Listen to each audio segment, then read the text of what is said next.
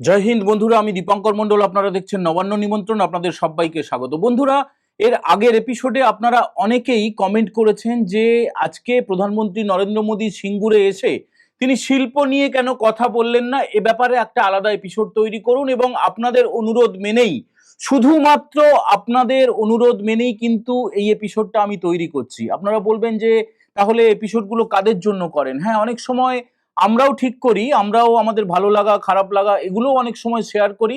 এবং ঘটমান বর্তমান যা চারিদিকে ঘটে চলে দেশ দুনিয়ায় এবং এ রাজ্যে, বিশেষ করে এ রাজ্যের বিধানসভা নির্বাচনের আগে যে যে আবহ তৈরি হয়েছে, শাসক দলের যা যা দুর্নীতি ইত্যাদি ইত্যাদি নিয়ে আমরা এপিসোড তৈরি করি। বিশ্বাস করুন, শুধুমাত্র আপনাদের কথা রাখার জন্যই এই এপিসোডটা তৈরি করছি। এবারে এই এপিসোডের রিলেটেড কিছু তথ্য আপনাদেরকে দিয়ে দিই।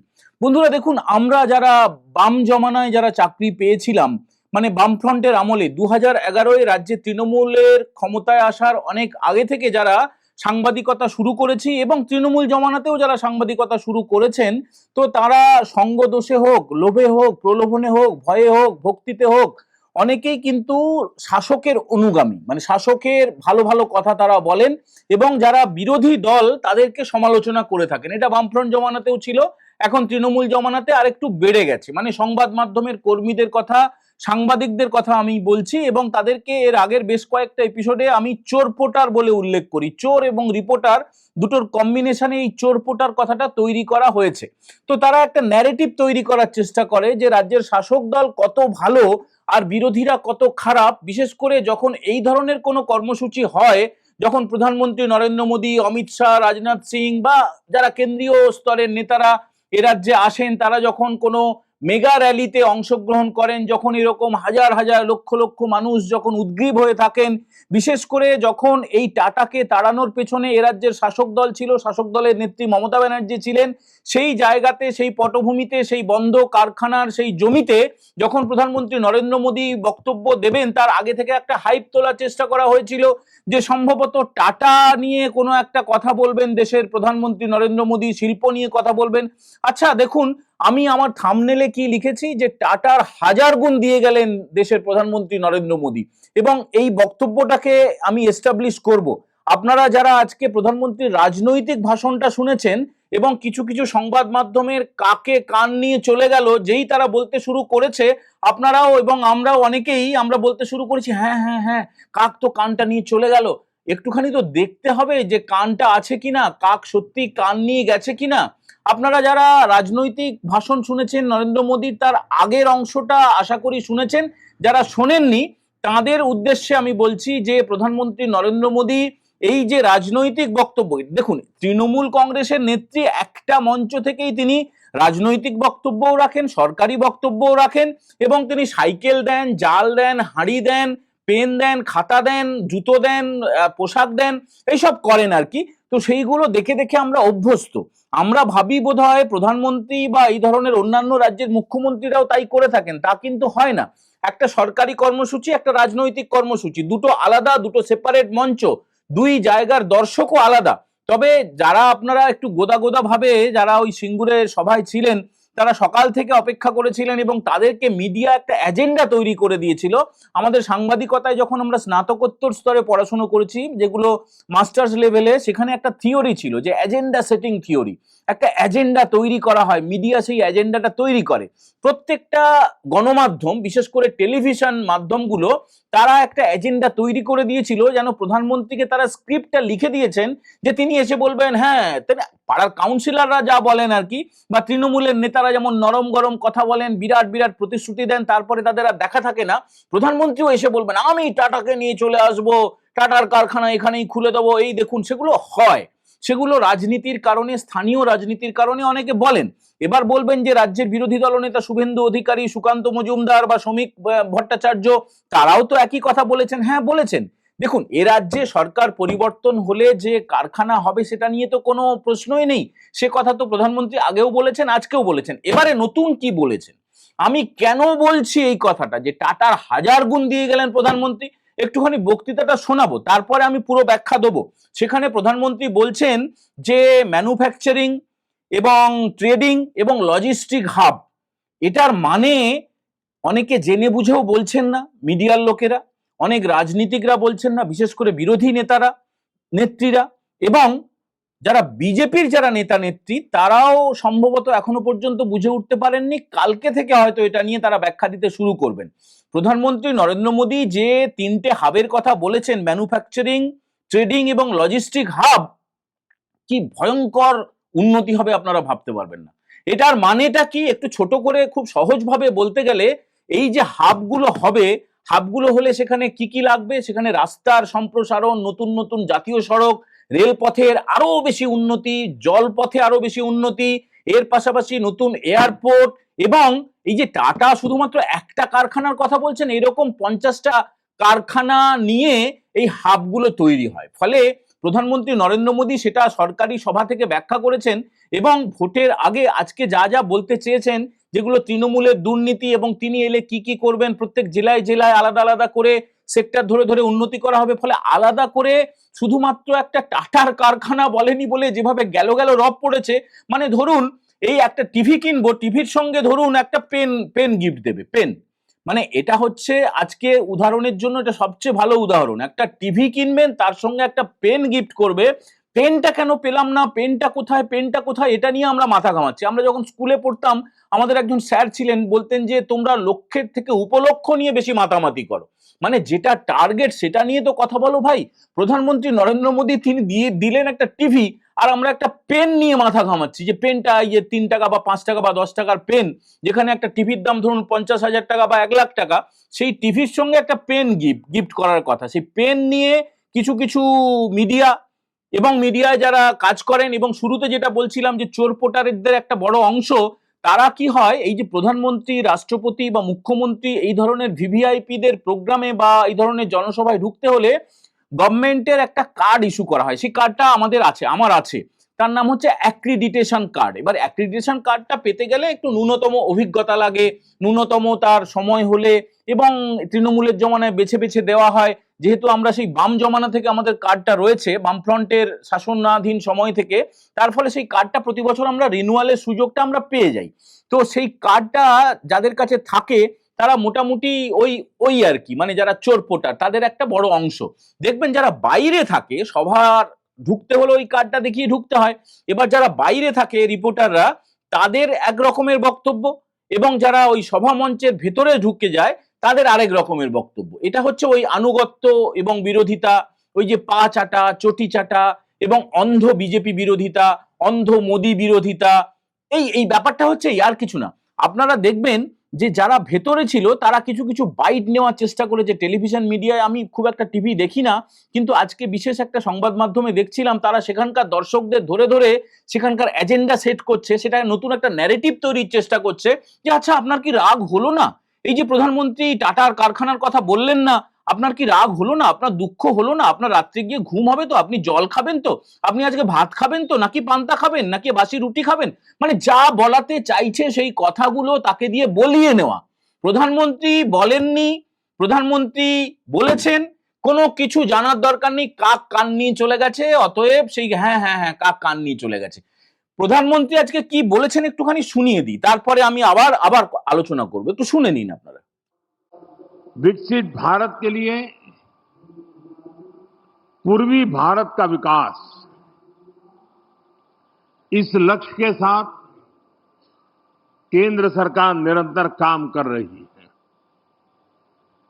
कल और आज के कार्यक्रम इसी संकल्प को और अधिक मजबूत करने वाले हैं।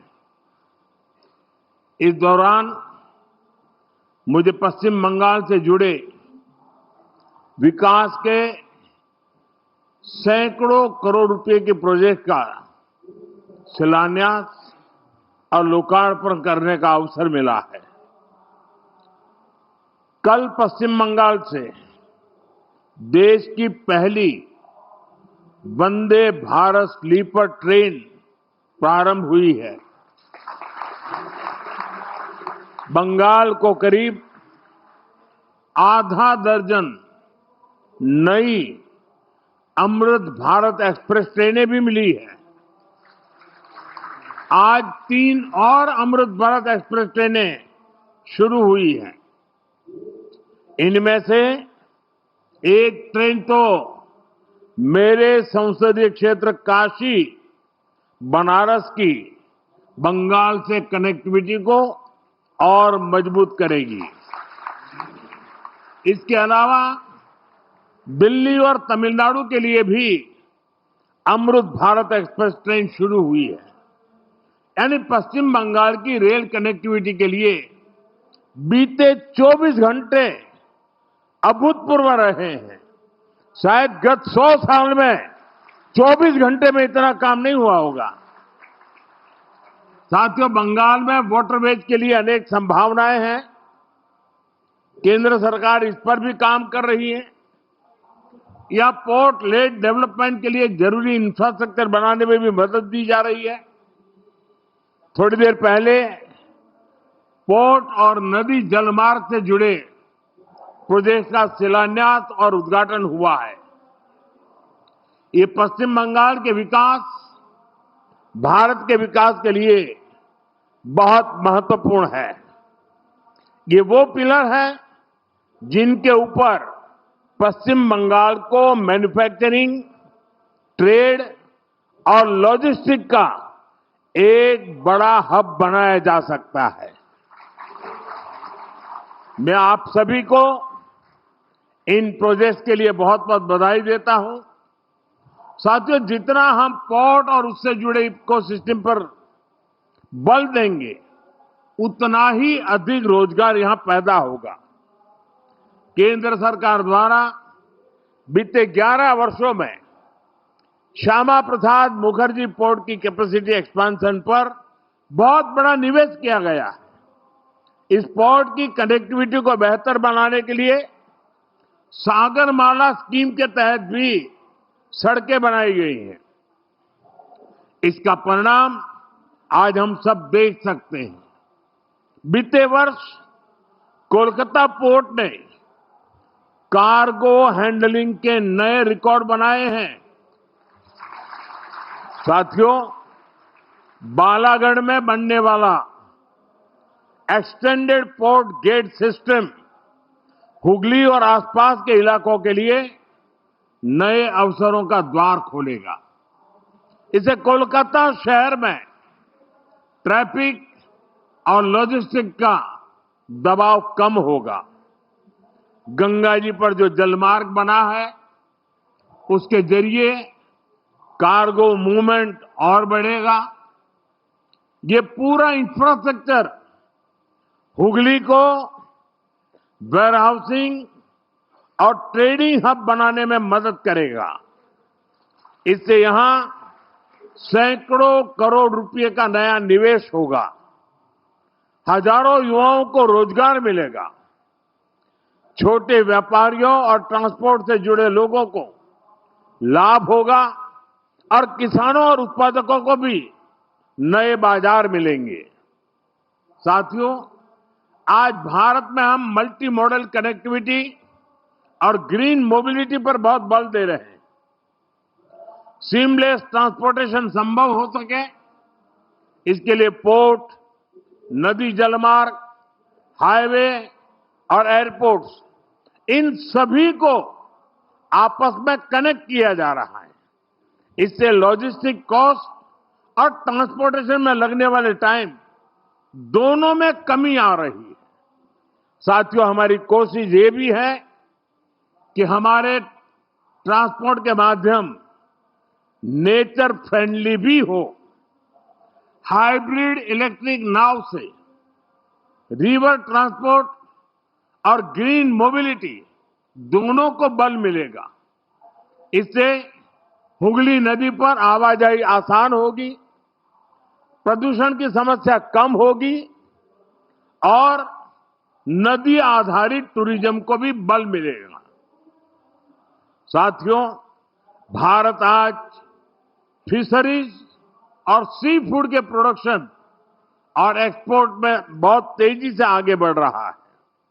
मेरा सपना है कि पश्चिम बंगाल इसमें देश को लीड करे। केंद्र सरकार नदी जलमार्ग को लेकर अपने विजन में बंगाल को प्रमुखता से सपोर्ट कर रही है। इसका फायदा यहां के किसानों के साथ साथ हमारे मछुआरे साथियों को भी मिलने वाला है। साथियों, केंद्र सरकार द्वारा शुरू किए जा रहे हैं सारे प्रोजेक्ट्स पश्चिम बंगाल की विकास यात्रा को गति देंगे। एक बार फिर आप सभी को इन प्रोजेक्ट्स के लिए मैं बहुत बहुत शुभकामनाएं देता हूं। ব্যাস আর আর আর না শুনলেও চলবে। মোটামুটি যা শুনলেন আপনারা, একটুখানি ছোট্ট করে একটু ব্যাখ্যা দিই। সেটা হচ্ছে কি বললেন যে কৃষকদের এবং মৎস্যজীবীদের, যারা শিক্ষিত বেকার যুবক যুবতীদের, তাদের কর্মসংস্থান কিভাবে বাড়বে, কত ইন্ডাস্ট্রি হবে সেটা বলে দিলেন। আর একটা খুব দারুণ ইম্পর্টেন্ট লাইন, যেটা যুগোপযোগী শব্দ, যে গ্রিন মোবিলিটি। মানে ধরুন 20 বছর আগে, মানে যে লাইনটা দিয়ে আগের এপিসোডে বলেছিলাম, যে জীবনানন্দের যে লাইনটা, যে জীবন গিয়েছে চলে আমাদের 20 বছরের পার, মানে 20 বছর তো চলে গেছে। 20 বছর আগে যা প্রযুক্তি ছিল, 20 বছর আগে মানুষের মানসিকতা যা ছিল, ক্রয় ক্ষমতা যা ছিল, সেটা এখন আর নেই। এখন প্রযুক্তি অনেকটাই বেশি এগিয়ে গেছে, এখন চাহিদা অন্যরকম হয়ে গেছে। তখনকার সময়ে দাঁড়িয়ে ন্যানো গাড়ির একটা চাহিদা ছিল, তো এখন তো আর ন্যানো গাড়ির চাহিদা নেই।